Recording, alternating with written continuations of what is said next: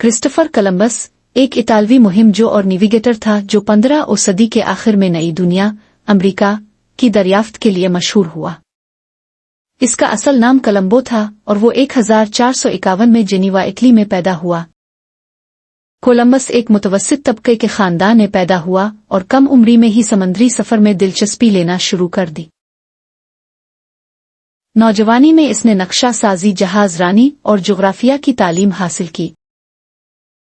Columbus का मानना था कि जमीन गोल है और वो मगरिब की समत से सफर करके हिंदुस्तान और चीन पहुंच सकता है, जो इस वक्त मुसाल्हों, रेशम और दीगर कीमती अशिया के लिए मशहूर थे। इसने अपने मंसूबे के लिए कई यूरोपीय बादशाहों से मदद मांगी मगर सब ने इनकार कर दिया। आखिरकार हस्पानवी हुक्मरान फर्डिनेंड और इजाबेला ने इसकी मदद करने पर रजामंदी जाहिर की। कोलंबस के मशहूर सफर। कोलंबस ने मजमूई तौर पर 4 बड़े समुद्री सफर किए।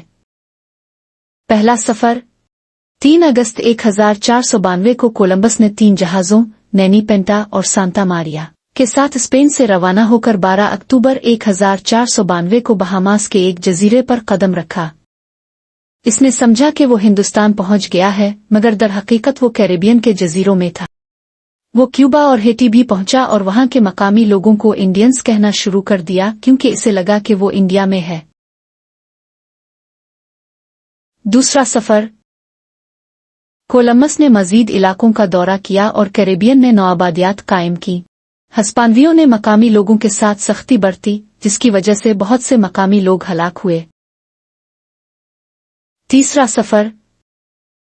इस बार कोलंबस जनूबी अमेरिका के साहिल पर पहुंचा, वेनेजुएला के करीब, और पहली बार मैनलैंड अमेरिका देखा।